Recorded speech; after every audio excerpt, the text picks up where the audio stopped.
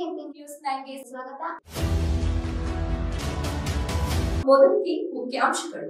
ಇನ್ನೊಂದು police case ಬಗ್ಗೆ ಹೇಳಿದ್ದಾರೆ. ನೀವು ಊರಿಗೆ ಬೆಂಕಿ ಹಾಕಿದವರು ಪೊಲೀಸ್ ಕೇಸ್ ವಾಪಸ್ ತಗೋತೀರಿ. ಗಣೇಶೋತ್ಸವದ ಮೆರವಣಿಗೆ ಮೇಲೆ ಕಲ್ ತೂರಾಟ ಮಾಡಿದವರ ಪೊಲೀಸ್ ಕೇಸ್ನ ವಾಪಸ್ ತೆಗೆದುಕೊಳ್ತೀರಿ. ಡಿಜೆ ಹಳ್ಳಿ, ಕೆಜೆ ಹಳ್ಳಿ ಊರು ಸುಟ್ಟವರ ಕೇಸ್ನ ವಾಪಸ್ ತೆಗೆದುಕೊಳ್ಳೋದಕ್ಕೆ ಶಿಫಾರಸ್ ಮಾಡ್ತೀರಿ. ಹುಬ್ಬಳ್ಳಿ ಪೊಲೀಸ್ ಠಾಣೆ ಮೇಲೆ ದಾಳಿ ಮಾಡಿದವರ ಮೊಕದ್ದಮೆಗಳನ್ನು ವಾಪಸ್ ತೆಗೆದುಕೊಳ್ತೀರಿ. ಈ ನೌಕರರ ನ್ಯಾಯಯುತ ಹೋರಾಟ ಮಾಡ್ತಾ ಇದ್ದಂತ ನೌಕರರ ಮೇಲೆ ಹಾಕಿರೋ ಕೇಸ್ನ ಯಾಕೆ ವಾಪಸ್ ತೆಗೆದುಕೊಂಡಿಲ್ಲ? ತಗೊಳ್ಳಿ. ಅಂದ್ರೆ ನಿಮ್ಮ ಕಳಕಳಿ ಕೇವಲ ನಿಮ್ಗೆ ವೋಟ್ ಬ್ಯಾಂಕ್ ಯಾರಿರ್ತಾರ ಅವ್ರ ಬಗ್ಗೆ ಮಾತ್ರನಾ? ಉಳಿದವ್ರ ಬಗ್ಗೆ ನಿಮ್ಗೆ ಕಳಕಳಿ ಇಲ್ವಾ?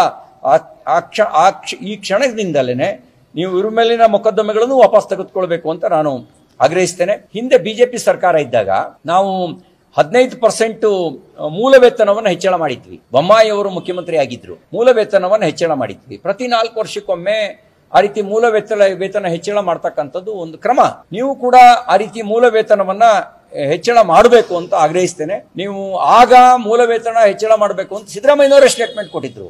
ಆಗ ಚಳವಳಿ ಮಾಡ್ತಿರ್ಬೇಕಾದ್ರೆ ನಾವು ನೌಕರರ ಬೇಡಿಕೆಗೆ ಸಕಾರಾತ್ಮಕವಾಗಿ ಸ್ಪಂದಿಸಿದ್ವಿ. ಅವತ್ತು ನೀವು ಬಿಜೆಪಿ ಸರ್ಕಾರ ಮಾನವೀಯ ನೆಲೆಯಲ್ಲಿ ಪರಿಗಣಿಸಬೇಕು, ಈ ಸರ್ಕಾರಿ KSRTC ನೌಕರರ ಪರವಾಗಿ ನಾವಿದ್ದೇವೆ ಅಂತ ಈಗ ಉಪಮುಖ್ಯಮಂತ್ರಿ ಆಗಿರೋರು ಹೋಗಿ ಬಸ್ ಸ್ಟ್ಯಾಂಡಿಗೆ ಹೋಗಿ ಭಾಷಣ ಮಾಡಿದ್ರು. ಸಿದ್ದರಾಮಯ್ಯನವರು ಕೂಡ ಬೆಂಬಲವನ್ನ ವ್ಯಕ್ತಪಡಿಸಿದ್ರಿ. ಈಗ ಯಾಕೆ ತಾರತಮ್ಯ ಮಾಡ್ತಾ ಇದ್ದೀರಿ?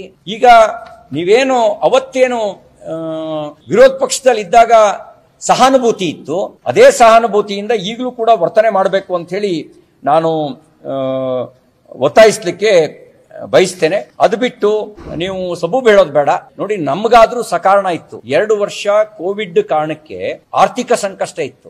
ಆ ಆರ್ಥಿಕ ಸಂಕಷ್ಟದ ನಡುವೆನೂ ನಾವು ಸಕಾರಾತ್ಮಕವಾಗಿ ಸ್ಪಂದಿಸಿ ಬೇಡಿಕೆಯನ್ನು ಈಡೇರಿಸಿದ್ವಿ. ನಿಮ್ಗೆ ಯಾವ ಸಂಕಷ್ಟ ಇದೆ ಹೇಳಿ? ನಿಮಗೆ ಆ ತರದ ಯಾವುದೇ ಆರ್ಥಿಕ ಸಂಕಷ್ಟ ಇಲ್ಲ. ನೀವೇ ಹೇಳ್ತೀರಿ ಖಜಾನೆ ತುಂಬಿ ತುಳುಕ್ತಾ ಇದೆ ಅಂತ ಹೇಳಿ. ಹಾಗಾಗಿ ನೀವು ತಕ್ಷಣ ಅದನ್ನ ಈಡೇರಿಸಬೇಕು ಅಂತ ಹೇಳಿ ಆಗ್ರಹಿಸ್ತೇನೆ. ನಾವು ಬಿಜೆಪಿ ಸರ್ಕಾರ ಇನ್ಕ್ರಿಮೆಂಟ್ ನಿವೃತ್ತಿಯ ನಂತರನೂ ಸಿಗ್ಬೇಕಾದಂತ ಸೌಲಭ್ಯಗಳನ್ನು ಕೂಡ ಕೊಟ್ಟಿದ್ವಿ. ಹಾಗಾಗಿ ನೀವು ಹೋಲಿಕೆ ಮಾಡಬೇಕಾದ್ರೆ ನಾವೇನ್ ಕೊಟ್ಟಿದ್ವಿ ಅನ್ನೋದನ್ನು ಕೂಡ ನೀವು ಗಮನದಲ್ಲಿ ಇಟ್ಕೊಂಡು ಈ ಬೇಡಿಕೆಯನ್ನು ಈಡೇರಿಸಬೇಕು ಅಂತ ಹೇಳಿ ಆಗ್ರಹಿಸೋದಕ್ಕೆ ಬಯಸ್ತೇನೆ. ನೀವು ಮತ್ತೆ 4 ನಿಗಮಗಳು ನಷ್ಟದಲ್ಲಿದ್ದಾವೆ ಅಂತ ಹೇಳಿದಿರಿ. ನಷ್ಟಕ್ಕೆ ಕಂಡಕ್ಟರ್ ಡ್ರೈವರ ಕಾರಣ? ಪರ್ಚೇಸಿಂಗ್ ಅಲ್ಲಿ ಲೂಟಿ ಹೊಡೆಯೋರು ಕಂಡಕ್ಟರ್ ಡ್ರೈವರ? ಯಾರ ಕಾರಣ ನಷ್ಟಕ್ಕೆ ಕಾರಣ? ಜವಾಬ್ದಾರಿ ಹೊತ್ಕೊಳ್ಬೇಕಾಗಿರ್ತಕ್ಕಂಥ ಸಾರಿಗೆ ಸಚಿವರು. ನಷ್ಟಕ್ಕೆ ಜವಾಬ್ದಾರಿ ಹೊತ್ಕೊಳ್ಬೇಕಾಗಿರೋದು MD. ನಷ್ಟಕ್ಕೆ ಜವಾಬ್ದಾರಿ ಹೊತ್ಕೊಳ್ಬೇಕಾಗಿರೋದು DC ಮಟ್ಟದ ಅಧಿಕಾರಿಗಳು, ಅಂದ್ರೆ KSRTC DC ಮಟ್ಟದ ಅಧಿಕಾರಿಗಳು, ಆ ಪರ್ಚೇಸಿಂಗ್ ಮಾಡ್ತಕ್ಕಂಥವ್ರು. ಅಂತವ್ರು ನಷ್ಟಕ್ಕೆ ಹೊಣೆ ಹೊತ್ಕೋಬೇಕಾಗಿರೋದು ಕಂಡಕ್ಟರ್ ಡ್ರೈವರ್ಗಳಲ್ಲ. ಕಂಡಕ್ಟರ್ ಡ್ರೈವರ್ಗಳು ಅವ್ರು ಕಷ್ಟಪಟ್ಟು ದುಡಿತಾರೆ. ನೀವು ಏನ್ ಮಾಡ್ಕೊಂಡ್ಬಿಟ್ಟಿದ್ದೀರಿ? ಜೀತದಾಳಗಳ ತರ ಮಾಡ್ಕೊಂಡ್ಬಿಟ್ಟಿದ್ದೀರಿ. ಅವ್ರ ಜೀತದಾಳಗಳಲ್ಲ, ಅವರು ಸರ್ಕಾರಿ ಜೀತದಲ್ಲಿ ಇರ್ತಕ್ಕಂಥವ್ರಲ್ಲ.